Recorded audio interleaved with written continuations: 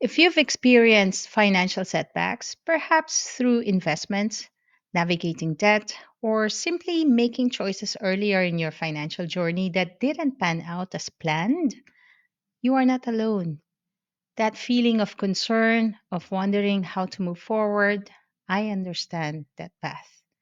I've navigated significant challenges myself.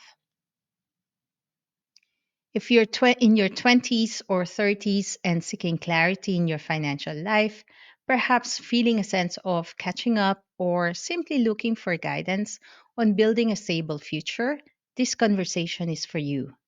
Today, we'll explore essential financial principles based on real world experience designed to empower you in building a more secure financial foundation. These are insights gained through experience, intended to offer practical guidance as you shape your financial well being. And just a disclaimer for this video, I am not a financial advisor nor giving you a financial advice. I am just merely sharing my personal experience. Okay? And it's up to you to what to do about it afterwards. A powerful advantage you have, particularly in your 20s and 30s, is the impact of time and the principle of compounding. Consider time as your most significant financial asset right now. Think of it as initiating a growth process. The earlier you begin, the more potential there is for significant long term development.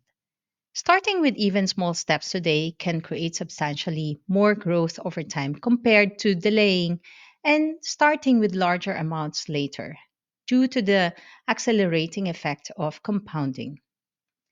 It's about establishing positive momentum that builds upon itself. This aligns with the broader journey of taking intentional steps to shape your future and define your path. Taking action now is an investment in your future self. Our first core area is saving.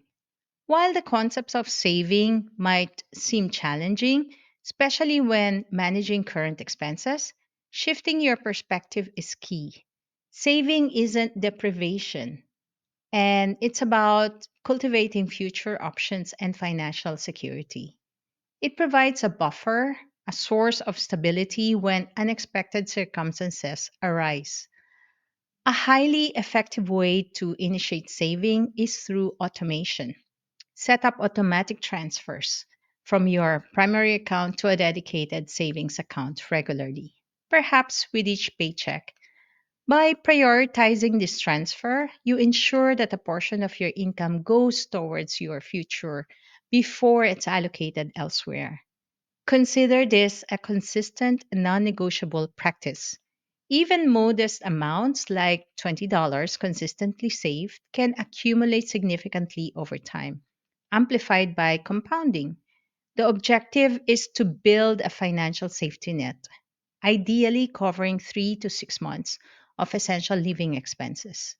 Establishing this reserve can significantly reduce financial stress and increase your capacity navigate unforeseen events. So, for this task, I want you to check on your balance, account balance, and look at it. Is it enough to cover you for the next 3 to 6 months? If not, it's good. It's okay because now you have now an awareness, and now you can start saving for that 3 to 6 months savings. If you do have, that's also good. That means you can build more from it. And in fact, for the succeeding chapters or succeeding sections of this video, you can also invest the extra cash that you have in another portfolio. So let's move to the next one, the second one. Let's address debt. For many in their 20s and 30s, managing debt is a reality, whether from education or credit usage. It's important to recognize that not all debt carries the same weight. High interest debt, particularly from credit cards, can significantly hinder financial progress. The cost of that interest can erode your earnings and make it challenging to build wealth. Therefore, a strategic focus is to aggressively address high interest debt. There are various approaches, such as the snowball or avalanche methods. The key is to select a method and begin. Actively reducing these balances provides a tangible sense of progress and financial liberation. Educational debt, such as student loans, is often structured differently with lower interest rates. While managing this is important, prioritizing the elimination of high interest debt typically offers a greater financial advantage. This focus on addressing debt aligns with the principle of taking proactive responsibility for your financial standing. You have the capacity to develop and implement a plan to navigate these obligations effectively. So, something to share from my part, I use credit card American Express KLM, not sponsored, but I use it because of two things. One is I get extra KLM points whenever I buy and use my American Express KLM Air France. And number two, if something goes wrong with the purchase or the seller didn't deliver, or let's say it's a scam, then they can immediately block or refund, and you can easily file a dispute on those expenses. Never do a direct, never do a shopping on your direct debit card because I've made that mistake, and apparently the person I bought from was a scammer. And when I called my bank, they could not return that money back to me because it's a savings account. It's a debit account, right? Not a credit. So, and if you pay your monthly balances at the end of the month, then you could, yeah, you don't need to suffer this. Actually, you have to be strategic in using your credit cards. You know, if you want to just delay the payment to next month while getting um, safety protection for the purchase and also extra points for whatever mileage you have or points you want to earn, then it's all good, provided you pay the full balance at the end of the month. Never accumulate those interest rates. Yeah. Number three, third area is investing. The concept of investing can sometimes appear complex or exclusive, as though it requires specialized knowledge or substantial capital. The reality is that investing can be approached in straightforward manner, and you don't need a large sum of money to begin. I want to share openly my own learning journey in this area, which included navigating significant challenges. I've learned some of these financial lessons through difficult experiences involving meaningful financial loss. You know, when I was living in London, I explored trading because it was highly promoted, and while I was studying and I invested time in learning, my approach became overly aggressive. And I didn't effectively utilize risk management tools like stop losses.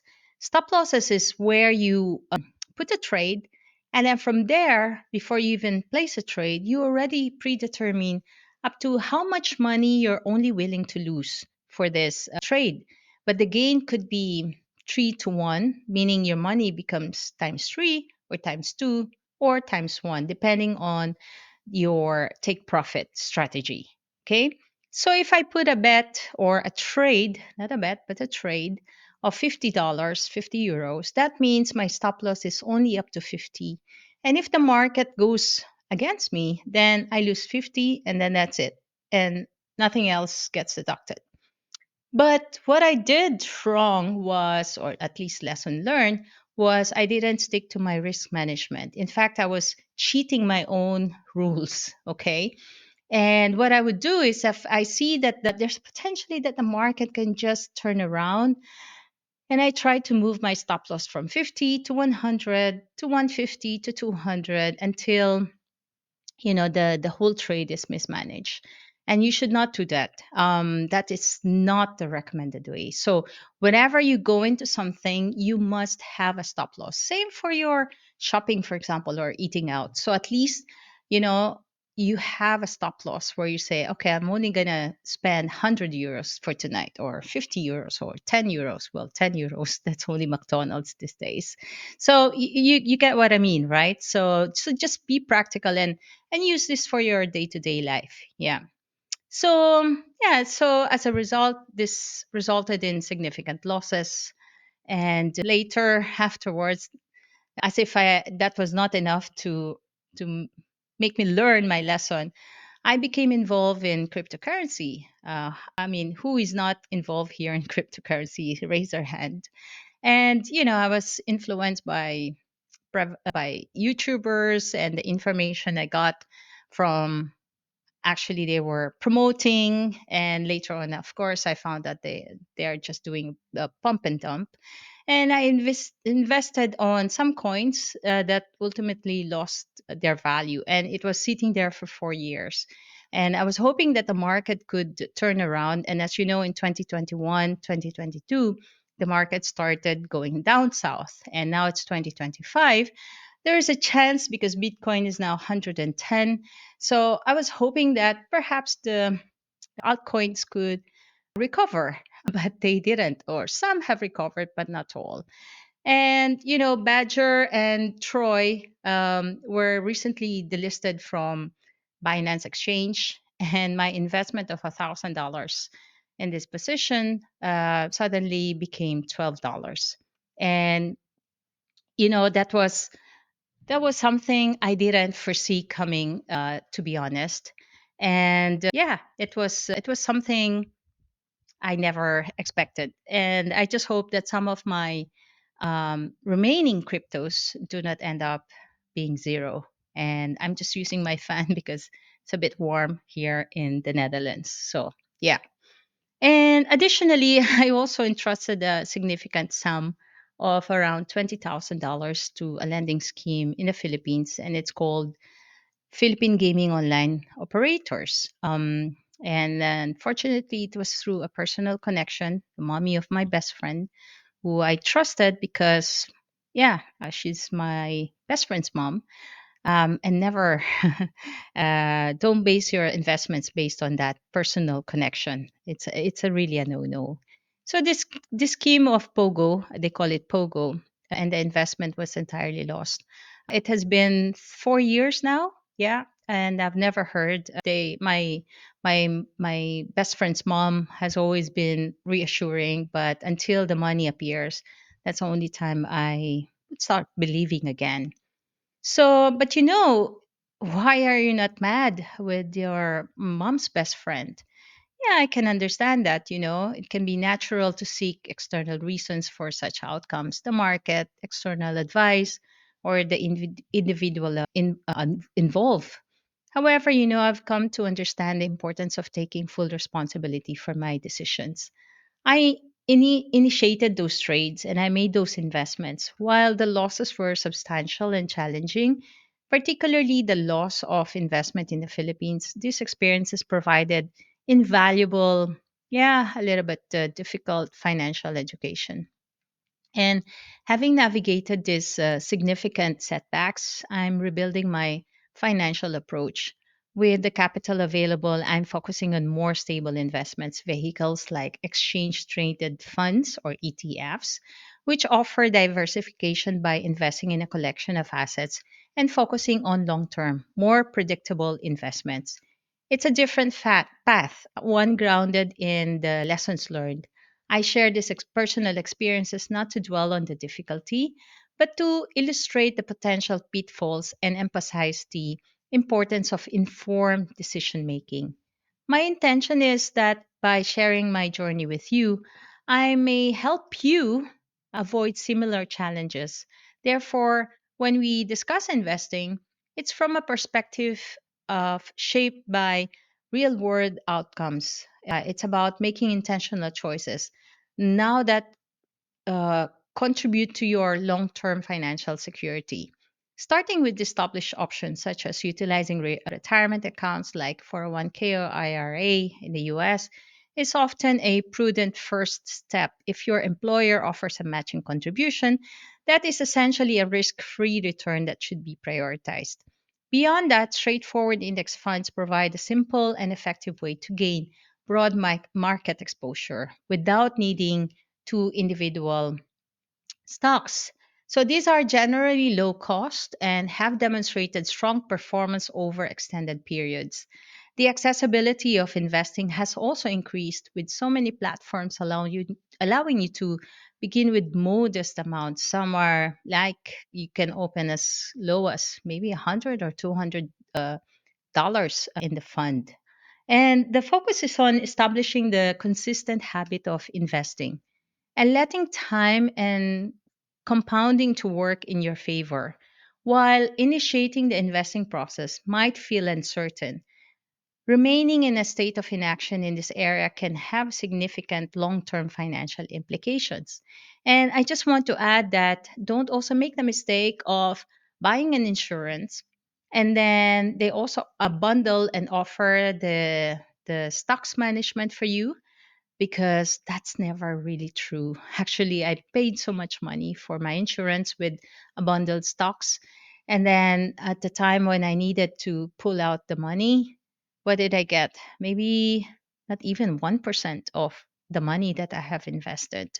So because they put so much of the sales commission, the office and etc., by the time you receive the amount, it's just so small. And it's also depends on when you enter the market. And maybe at the time that I entered, it's high, and therefore it's negative in balance. So I would highly suggest that you just manage your own trade. And if you do need recommendations for great coaches, I do have my coaches to recommend, and highly trusted coaches, trading coaches, that is. Yeah. And of course, ultimately, engaging with your finances is not solely about managing numbers, it's about reducing stress, freeing your mental capacity to focus on other areas of your life, and creating deeper and greater autonomy. It opens up choices and reduces the likelihood of feeling constrained by financial limitations. Learning and applying these financial principles, including navigating and learning from setbacks, as I have, it's a fundamental component of building a life aligned with your values and aspirations. Financial well being is a vital element of overall personal freedom. These principles are not just concepts, they are practical tools, tools for intentionally building the life you envision with a stronger financial foundation supporting your journey. So, just to recap, cultivate the habit of saving consistently, even starting small, and automate the process. Strategically address and work to eliminate high interest debt to free up your financial resources. And initiate the investing process early, focusing on diversified and stable approaches, learning from the potential risks involved in more speculative ventures such as small coins or altcoins in cryptocurrencies, and also stocks like individual stocks, and maybe like what's that stock that they there was a game something, and that's also a pump and dump. Okay, so just reflecting on this honest and very personalized conversation, which I've never had. Even my family actually doesn't know this, and I hope they don't watch this video. What is the most impactful financial principle or insight that resonated with you today? Or considering your current financial situation, what is one specific actionable step you will commit for taking this week? Like, for example, the first number one area, which is saving, right? Just check on your balance. Does it give you 3 to 6 months safety? At least now you know, that's the most important thing, the awareness, right? And now you can take action out of that awareness. And, sharing your reflection or planned action in the comments below is a powerful way to reinforce your commitment and contribute to a shared learning environment. Your experiences and intentions can offer valuable insights to others navigating similar paths. And in this community, we want to foster accountability. Like, of course, we do have our family and friends, but sometimes, maybe they mean it well, but they may be the one discouraging you to do some of these things. So you need someone who's on the same path, who speaks the same language and have the same dream and ambition and goal like you. So my dream for this community is able to be free and share and have some accountability partners so that we share all our experiences together. And yeah, so feel free to write it in the comments. And if you're exploring more how to navigate challenges and or move forward when faced in uncertainty, whether financial or otherwise, consider the power of embracing discomfort and fostering resilience. And thank you for being here. Thank you for allowing me to share this personal journey with you. And I hope it does put so much value as you venture in your financial freedom. And I'll see you in the next video.